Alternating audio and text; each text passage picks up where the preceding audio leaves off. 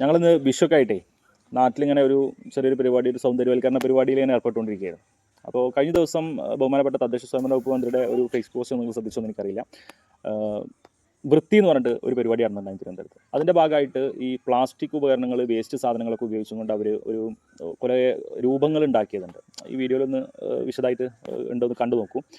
നമ്മളെ സംബന്ധിച്ചിടത്തോളം വിദ്യാലയങ്ങളിൽ നിന്ന് വളരെ ലളിതമായിട്ട് ചെയ്യാൻ പറ്റുന്നൊരു കാര്യമാണ്. ശരിക്കും വിദ്യാലയങ്ങളായിരുന്നു ഈ മാതൃക ആദ്യം തീർക്കേണ്ടിയിരുന്നത് എന്നുള്ളതാണ് വ്യക്തിപരമായ അഭിപ്രായം.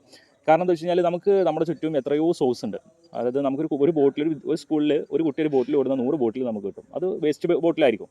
അതിനെ നമുക്ക് ഏറ്റവും നന്നായി ക്രിയേറ്റീവായിട്ട് എന്തെങ്കിലും രൂപമാക്കി മാറ്റാൻ കഴിയുക എന്ന് പറയുന്നത് വളരെ എളുപ്പം നടക്കുന്നൊരു കാര്യമാണ്. കാരണം കുട്ടികളിൽ അതേ സ്കില്ലുള്ള ആളുകളുണ്ടാവും. അതായത് ഈ ആർട്ട് വർക്കുമായി ബന്ധപ്പെട്ടിട്ടൊക്കെ പ്രവർത്തിക്കുന്ന കുട്ടികളുണ്ടാവും. അപ്പോൾ അവരൊക്കെ ഉപയോഗപ്പെടുത്തിയിട്ട് നാട്ടിൽ തന്നെ അതേപോലെ ചില കാര്യങ്ങളൊക്കെ ചെയ്യുന്ന കലാകാരന്മാരുണ്ടാവും. അവരൊക്കെ ഉപയോഗപ്പെടുത്തിയിട്ട് അങ്ങനത്തെ കാര്യങ്ങളൊക്കെ നമുക്ക് ചെയ്യാൻ കഴിയും. അവധിക്കാലം കഴിഞ്ഞ് നമ്മൾ പുതിയ അധ്യയന വർഷത്തേക്ക് കടക്കുമ്പോൾ നമ്മൾ ഒരുപാട് പൈസ ചിലവാക്കിയിട്ട് പല കാര്യങ്ങളും ചെയ്യാറുണ്ട് പ്രവേശനോത്സവം മികവുള്ളതാക്കാൻ വേണ്ടിയിട്ട്.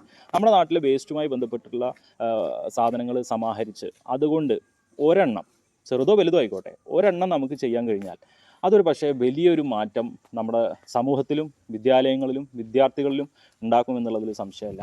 നമ്മുടെ ഈ പ്രവേശനോത്സവത്തിന് വേസ്റ്റായി കിടക്കുന്ന വസ്തുക്കളെ ഉപയോഗപ്പെടുത്തി നല്ല അലങ്കാരമുള്ള അല്ലെങ്കിൽ നല്ല കാണാൻ ഭംഗിയുള്ള അല്ലെങ്കിൽ ആകർഷകമായ എന്തെങ്കിലും ഒരു വസ്തുവിനെ നിർമ്മിക്കാൻ നമുക്ക് കഴിയേണ്ടതുണ്ട്. നമ്മളത് ശ്രമിച്ചാൽ വളരെ ലളിതമായി, സാമ്പത്തിക ചെലവില്ലാതെ, എന്നാൽ കുട്ടികൾക്ക് ഒരുപാട് ശേഷികൾ ലഭ്യമാക്കുന്ന ഒരു പ്രവർത്തനമാക്കി നമുക്ക് മാറ്റാൻ പറ്റും. നമുക്കും ഒരു ആത്മസംതൃപ്തിൻ്റെ ഭാഗമായിട്ട് കിട്ടും. അതിൻ്റെ ഭാഗമായിട്ട് വലിയൊരു മാതൃക ആ സമൂഹത്തിൽ പ്രചരിപ്പിക്കപ്പെടും.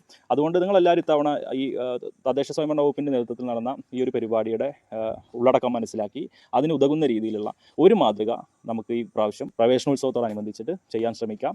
കൂടുതൽ മികവുറ്റ പ്രവേശനോത്സവങ്ങൾ എല്ലാ വിദ്യാലയത്തിലും സാധ്യമാവട്ടെ.